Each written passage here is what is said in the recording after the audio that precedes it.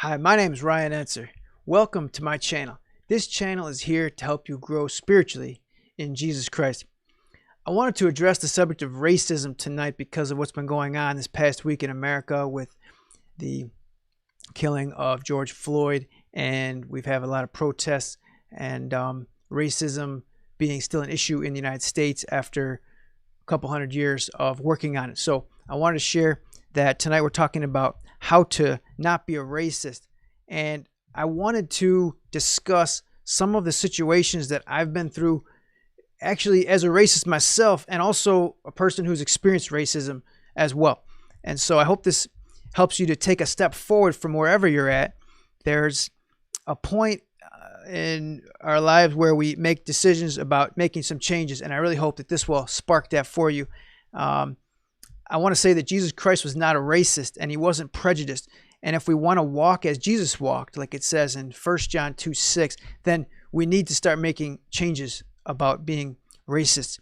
And as we get into this topic, I realize it's a difficult subject, so I'll share my experience and I'll speak directly about it. But I know that some people, the idea of just talking about it is a step for you. So really, I encourage you just to even be a part of the conversation through this video, maybe talking with friends and family about it. That can be a big experience just to be talking about it. And I encourage you to participate if you have questions and comments about what's going on. I'm going to also ask some questions as well, and you can respond to those by typing in the answers. I'm really thankful for all of you that are on already, and hopefully this is a very meaningful time for you. Now, racism and prejudice is something that I've confronted within myself many times over the years, and I want to share some of those experiences with you. I've known many different kinds of people over many years, around 20 years now, and I really didn't start that way. I started out not knowing many different kinds of people, but when I went to university right here at University of Buffalo, I moved into a dorm that was full of international students, and I didn't even know that I was moving into a dorm of that population. But when I got there, I started to learn about all these different kinds of people, especially lots of Asian people, very different foods and culture, languages. And it was a very eye-opening experience for me.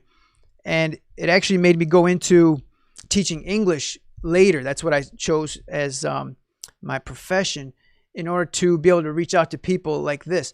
I really enjoyed the interaction with different kinds of people, and I think it helped me to become a better person.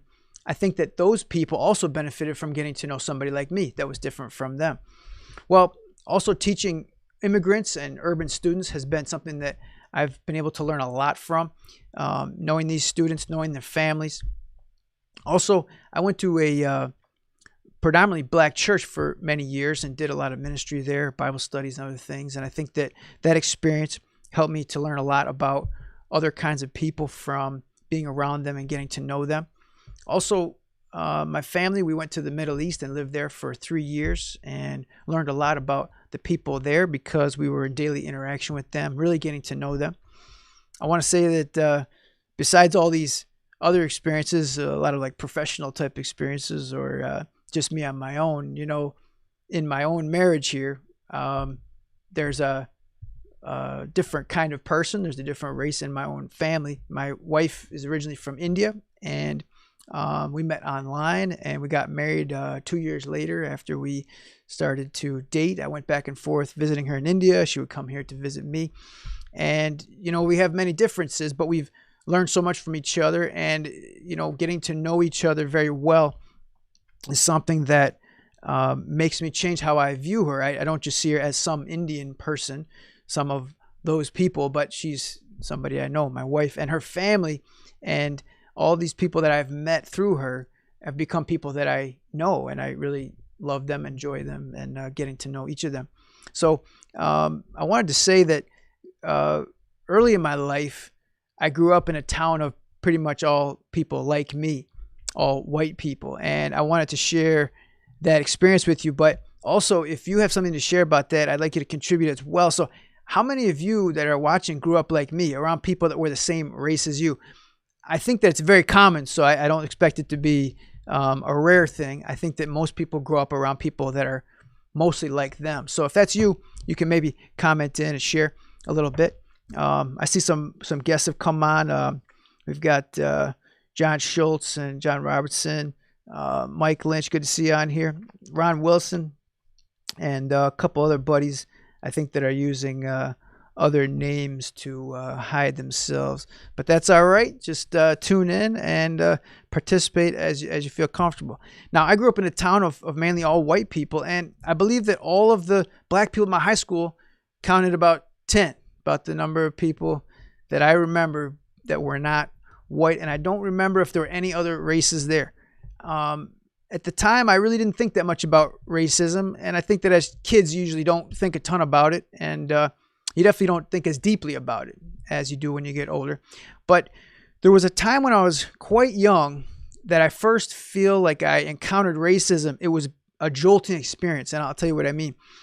I was visiting some relatives when I was around maybe 12 years old. I was pretty young, for a Buffalo Bills football game. I'm from Buffalo, and we were watching the game. And I was wearing my Buffalo Bills football sweatshirt that had the number 78 on it. Well, my favorite player was number 78. That's Bruce Smith. He was the star defensive end and excellent player, my favorite player. He was huge and fast at the same time. It was an amazing combination. Now, my one relative turned to me and he said, "Are you colored?" And I was stunned that somebody would ask me that question. I felt like there was something wrong with that question. I didn't even say anything back. And he asked me again, "Are you colored?" And I was stunned again, but I sort of started to think that, well, he's probably asking, "Are you black?" And I was like, well, no, but like, because I'm wearing this sweatshirt, I have to get this question, this strange tone about these questions. And I really learned a message after I tried to think about what had gone on at that time. Even as a young person, I started thinking that, there's something wrong with being black, according to what he was saying to me. And I thought there was something wrong with that. But, I learned that that's what goes on for many of us. And I think a lot of you can testify to that, you grow up and you're around friends, you're around family, and they sort of show you what racism is. They sort of include you in racism because it's a normal thing that people do. It's something that they include you in, and they want you to join them in being racist. And you don't know all the ins and outs of it as a young person, but you start to learn why as you get older. And I think that's sort of like our adult life, is learning all the reasons why we're supposed to be racist. And I think that many of us fall into this trap of, accepting that that's okay. Now, when I went out and met people of all these different kinds over the years, I found out, which you may testify to as well, that they're all racist too. People around the world and in different groups, even in our own country, are racist too. It's just the way people are.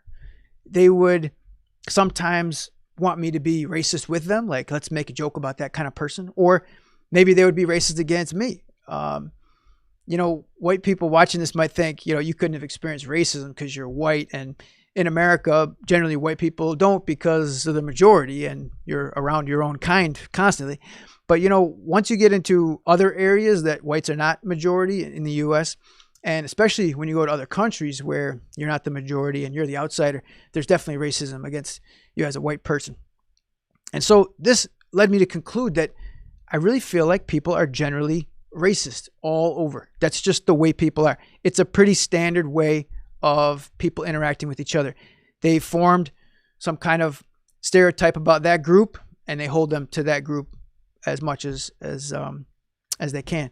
The maxim you live by is, we don't really like those people, and so we treat them badly. We speak badly of them, some form of this. In many places, there's little interest in confronting racism. I've seen that in other countries, but in the U.S., we have made some progress, and I'm thankful for that. But I wanted to ask, since I made a statement about so many people being racist, do you think that that's true? Have you experienced this type of thing? That many people, that people are virtually all racist at some level? Maybe you agree with me, maybe you don't, but I want to share that question with you. You could take a stab at it in the comments. I've found that I feel like generally that's what's going on with people. And in the United States, although we've made progress, I really think that the purpose of this video tonight is to address how it's really not enough. We're not all not racist in America. A lot of us are thinking, I'm not racist. But I think that if we start to look at things deeper, start to think about what's going on, we see that what's happening with protests and what's happening with injustices and all these issues is because there are a lot of racists still here, and a lot of us have a lot of racism in us. And I think it's a point that we have to become as honest as we can about over time, just continually trying to reflect and see what is it that I'm like, because I think that it's just a natural way. It's a temptation to do it. It's a pattern of the way people interact with each other. And so to stop it, it has to be an active thing. It just won't happen by itself. So a lot of us think that we're not racist because we're around people of our own kind all the time. You know, you think, well, I'm not a racist, but actually you're not around many other races very often or in any kind of depth to really work out that anyway. So I think that a lot of us think that racism isn't an issue for us because we're sort of surrounded by our own type of people. As well, I think that because the laws have changed, especially in the US, we have some good laws that go against racism. We sort of think that because we're following the law and not doing those racist things, because we would be in trouble for it, then we're less racist. But following the law, I think a lot of us here, especially some of you that have been reading your Bibles, you know that the letter of the law is not the same as actually being different in your heart. And if we just don't do things that are illegal because we'll get in trouble, we could still be having that same problem in our hearts. And I think you can be a racist inside and still not doing a ton of racist things because of the laws that are against you. So I think there's still a large amount of racism in America. And in discussing that, I wanted to bring up a bit about the way that countries are organized. And the question I wanted to ask is, has anyone else here, now some of you have been to other places, have you noticed that every country has a minority? This is something I wanted to bring up because I feel like it's something I've concluded from being around different places, that there's a part of the country, in any country, that is really not the majority population. There's some other group, we call them the minority. And so when you look at these different countries, I've been to a few different countries, they always have a part of the society that doesn't really fit in. That's not a part of like the normal society. And these people, you can say a lot of trends that are similar among these minorities. You've got less money, less education, less security, less of really everything. And the majority actually says things about those people that's pretty similar no matter where you go. So a majority person, not just in the US, but in other places, are going to say that these minorities are lazy, they're dumb. People go as far as saying they're genetically inferior. There's something different about the way they're made. And this situation is really repeated over and over. It's everywhere. So let me give you an example. In the Middle East, there's Filipinos all over. They're in many different parts of, in many of the lower end jobs in the Middle East. And so you encounter Filipinos and they're always very friendly and respectful because they're always worried they're going to get in trouble. They're the minority and they get treated badly in the Middle East. Well, in India, there's a part of the people that come from the Northeast area that are East Asian looking. They're very different in appearance and everyone can identify them very easily. They're really the minority, a big part of the minorities of India. And, you know, in the U.S., we have our African-American population, which we're talking about tonight because of George Floyd and how they are a minority in the United States. Well, when you think about these three different groups, think about Filipinos in the Middle East, you think of Northeast Indians in India, you think about African-Americans in the U.S., what is really similar about them that would make them all the same in their situation where they're all lazy, dumb, and have less money, have less education, have less security, like all these things we talked about for what minorities are associated with. Well, I think what you see is that actually they're not similar. I mean, a Filipino is not similar in culture or genetics to people in Northeast India. They're not similar to African Americans. And none of those three groups are. I just gave those three as examples. And, you know, the thing that's the same about them isn't that they have any shared culture or genetics. It's that they're all kept out of the majority system. You know, they're all separate and are maintained as a separate group. They're either overtly or covertly not fully participating in their countries. And so they suffer without money, education, and security. Well, the kicker to all that is that when they suffer without money, education, and security, then the people in the majority say, what's wrong with you people? You don't have money, education, or security. You see, it's like a cycle. It's like a system. It's like a circle of situation. It really isn't where the person has created it on their own. It's a situation that is someone's caught in, and then they display the characteristics of, and then they're in trouble for it. And what's happening in America right now is this type of thing. You have a separate group or separate groups, and they're kept away from the benefits of the majority. This is how things are working here. And many people have a lot of opinions on all the details, but that's the general situation. And that's what systemic racism is.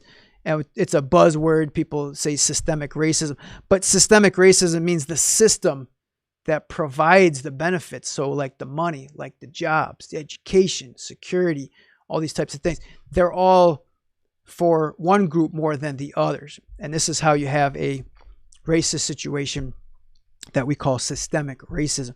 And you see it everywhere. It's in every country. There are really no countries that don't have it. I wanted to see if some comments here as I'm looking through. But I think that one person asked about Filipinos in the Middle East. I'll just quick mention about that. So in the Middle East, they have a system. In Lebanon, they call it the kafala system. It's a system where they're allowed to have basically indentured servants. Now, you know, what's the difference between a slave and an indentured servant? Well, it's legal, you know, to be a indentured servant. A slave is actually illegal. But when they go to the Middle East as laborers, they're making much more money than they make in the Philippines. So they're happy about it. But they have to give up their passport usually to their employer, and they have to follow strict rules, and they can't travel and all this kind of thing. So the employer, which is if they're a maid, for example, would be the family that they work for in their house, or their employer could be, you know, maybe they work for a service company, something like that, where they're cleaning bathrooms or I don't know, some other kind of really the low end menial jobs. They are doing those jobs because, you know, even though they lose their rights in a huge way, they're still able to make so much more money than they make in the Philippines. The Philippines, unfortunately, is quite poor, and many people are looking for outside work. So this is how the Filipinos are working in the Middle East, and it's by the millions of Filipinos, by the millions. If we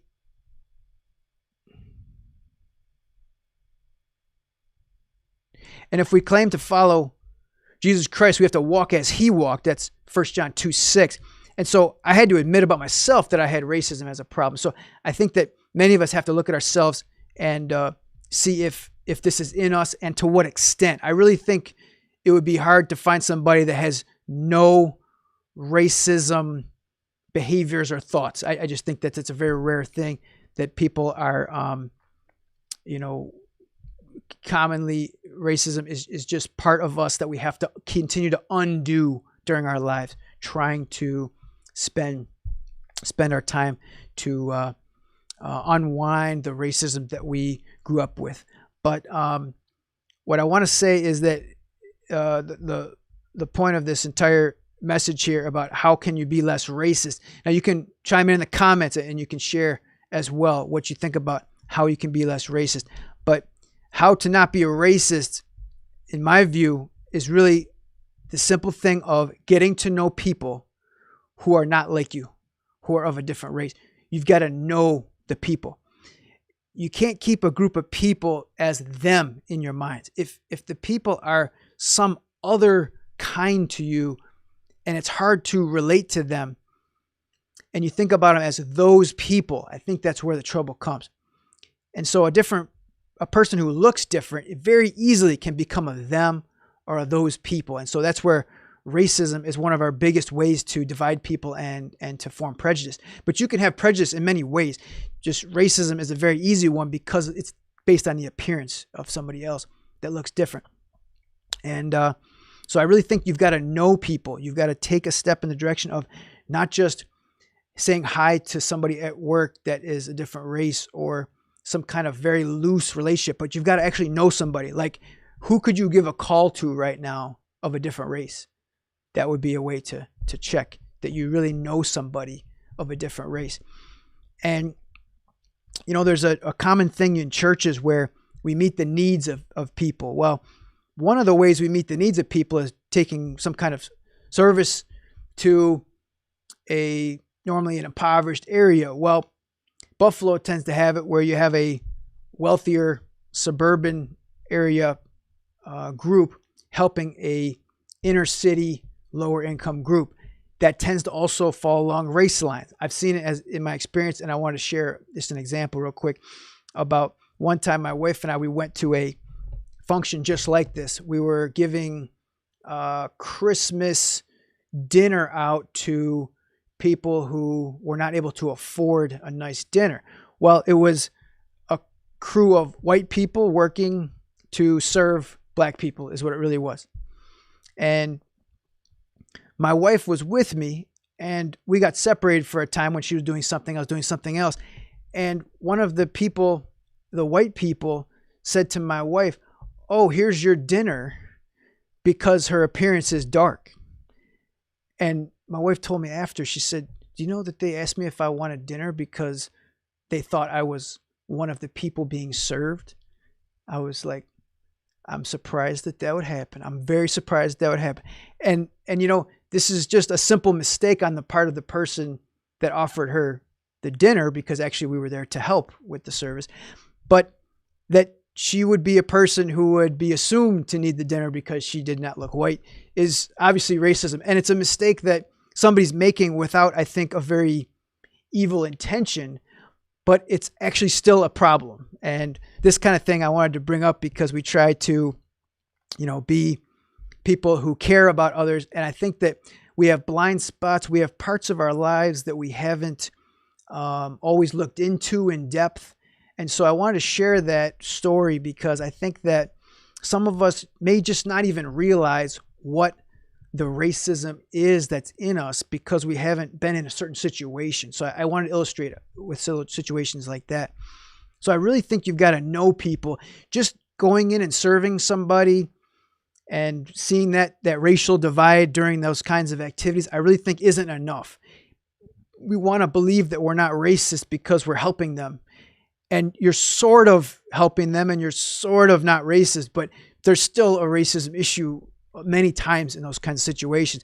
And I'll tell you the other side of it. So when you go to serve somebody of a different race, many of them feel like you're patronizing them. And I'll tell you what I mean.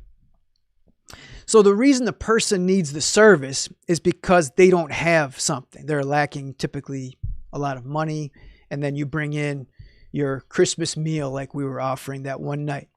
Well, the person doesn't have enough money for a Christmas meal because the system that is keeping the majority full of benefits, the white people are gaining all these benefits in our case, then they need the dinner because of that. They wouldn't have needed the dinner as the white person doesn't need the dinner because the white person has all the benefits. But they're not getting the benefits because they've been kept away from the majority system. So when they see you give them the dinner, they're actually thinking, you know, you kept the dinner away from me and now you want to give it to me. It's like you're kind of being rude. You're like I said, patronizing is a great word. And I want to illustrate that with a little example of imagine your neighbor had a child and you had a way to not let that child have any candy. So your neighbor has this small child, 3 years old, and that kid never has candy because you found a way to make sure they can't get candy. Well, then you think to yourself, you know, I want to care about that kid and I want to show them love. So I'm going to bring them a lollipop. Well, you bring a lollipop to that kid, but you know, the kid in the back of his mind is thinking, but you're the reason why I don't have lollipops all the time. And now you're bringing me one. It's just a horrible situation. And so I'm not saying we shouldn't serve people. I'm not saying we should not help others. What I will say, though, is that there is a lot to think about and to be aware of when you're trying to care for others, love others. So you've really got to get to know people different from you. I think that has really broken the back of racism in my case, and I've been able to proceed forward and not just stay the way I was. When you're going to know somebody that is different from you, a different race, you've got to do things with them on their terms. You've got to be with them as a peer, as an equal. It can't be that you're always somehow giving and they're taking sort of situation. You've got to do things as if you're about the same. And a lot of us don't have many of those experiences, so it's very important to keep in mind. You've really got to be courageous, because when you do something like that, it's going to be a bit nerve-wracking. You're going to be out of your comfort zone. They aren't always going to be happy about it. I mean, when you are racist, you think to yourself, I'm going to overcome it and be caring, and the other person will love me for it. Not usually. Usually the other person is a little bit suspicious. Why are you doing this? Because normally you're a part of a group of people that don't talk to me and don't help me and aren't nice to me. And they're also racist themselves usually. Remember, everyone's racist. I really believe that. So you're trying to break down racism on your side, and you're hoping that the other person is also interested in doing the same thing. It doesn't always work, and there's a lot of issues. So it's uncomfortable.